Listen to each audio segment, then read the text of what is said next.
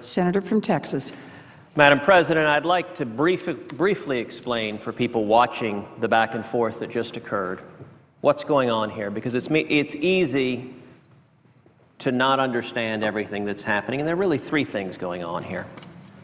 Number one, what we're unfortunately seeing is the Senate holding one bill hostage in order to try to force through another unpopular bill. There are two bills concerning the Internet. The first is the Internet Tax Freedom Act. That has been in place for over a decade. It's had bipartisan support. It has been championed by the senator from Oregon, who's been an outspoken and passionate advocate of making sure that when you and I go and sign up for the Internet, we don't face taxes for getting Internet service. And it's worked very, very well. That law has always been an area of bipartisan agreement. But there's a second law that has been proposed in this body but not passed. The second law is the Internet Sales Tax, what its proponents call the Marketplace Fairness Act. The Internet Sales Tax is not focused on taxing someone just for signing up to the Internet. Rather, the people being punished by the Internet Sales Tax are all the small businesses that are trying to sell their wares online. And there are a number of members of this body, a number of senators, who very much want to impose taxes on those small businesses in 9,600 jurisdictions nationwide. What is happening here right now is, even though no one has serious objections to the Internet Tax Freedom Act, we are unfortunately seeing our colleagues from the Democratic side of the aisle hold that bill hostage in an effort to try to force through the Internet Sales Tax. And I would note that the reason my friend from New Hampshire had no choice but object to the 2-month proposal is the 2-month time period was not picked out of a hat. 2 months means that the Internet Tax Freedom Act would expire during a lame duck session. And why is that? Because a lame duck session, when you've got a bunch of members who've been defeated, who aren't going to face voters ever again, a lame duck session is the session most likely to raise taxes. And so why is it that there's an effort to extend this just 2 months, so when the Internet Tax Freedom Act expires in the lame duck, that members of this body who've just lost their election, who are immune from democratic accountability, will all come together and say, okay, now let's pass the Internet sales tax? We shouldn't be holding the Internet hostage to the rapacious desire of tax collectors. A second point I want to make about what's going on here: this is about discriminatory taxes, not about federalism. My friend, the senator from North Dakota, was a learned attorney general who talked about the 10th Amendment and federalism, and I welcome seeing friends of mine on the Democratic side of the aisle embrace the 10th Amendment. I look forward and hope aspirationally that friends on the Democratic side of the aisle will embrace the 10th Amendment on other issues. I would note, however, that the constitutional history, we were told, was a little bit off. Because if you look at the history of our country, originally we had the Articles of Confederation. The Articles of Confederation allowed states to enact discriminatory taxes against each other. And it led to chaos. It didn't work.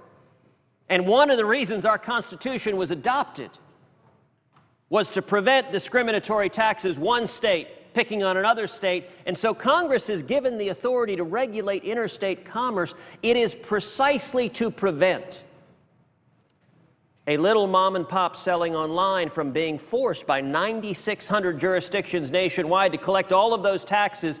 If you are living and working in the state of Texas, you shouldn't have to collect taxes for New York or California, for politicians you don't get to vote for politicians you don't get any input on. You shouldn't be forced to collect their taxes.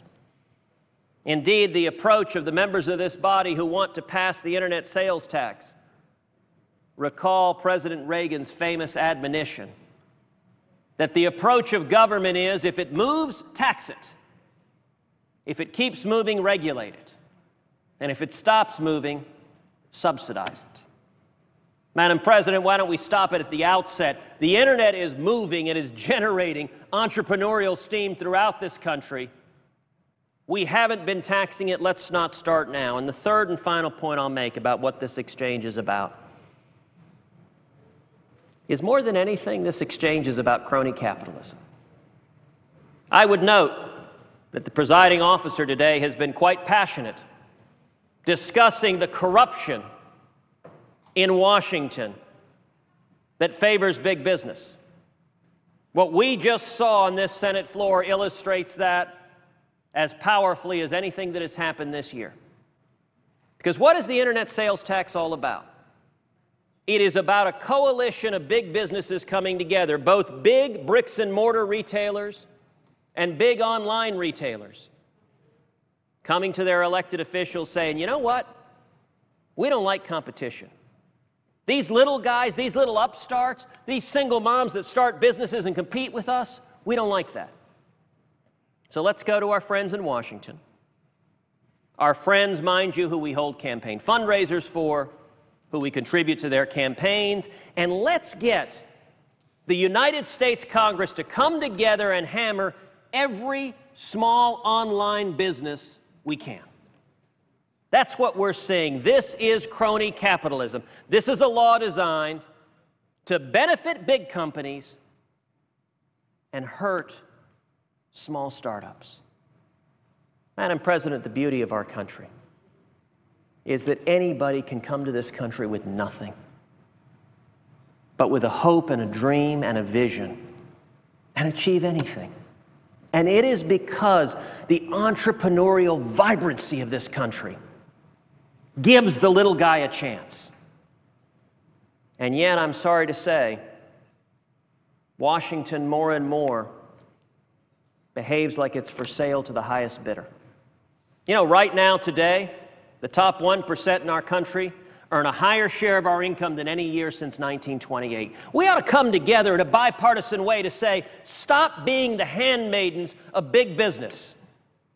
Stop using government to make it harder for the little guy, for young people, for single moms, for Hispanic and African-American entrepreneurs. Stop making it harder for them to achieve the American dream. Stop pulling up the ladder so that the big companies say, we got ours, nobody else gets theirs. When big business comes to Washington and says, we want government's help stifling small business, both parties should stand together and say, sorry, that is not what the U.S. Congress is for. We work for the American people. But I'm sorry to say right now, what we just saw was a powerful demonstration that this United States Senate right now is more interested in preserving crony capitalism than it is in protecting mom and pops, in protecting opportunity, in protecting internet tax freedom. But you know the great thing about our system? At the end of the day, the American people don't work for the 100 members of this body. It's the other way around. All 100 of us work for the American people. And I'll tell you, the American people are getting fed up. They're getting fed up with members of both parties who spend more time giving in to the corruption of Washington and entrenching power than they do removing barriers to people achieving the American dream. And I am hopeful and confident that the voters are waking up, are standing up, and will hold every one of us accountable. Democrats and Republicans, every one of us will be held accountable. Have you fought to make it easier to achieve the American dream? Or have you simply preserved the corrupt crony capitalism of Washington? I hope that we can together aspire to our better angels. I hope we can come together and keep and preserve in a bipartisan manner internet tax freedom. Thank you, Madam President. President.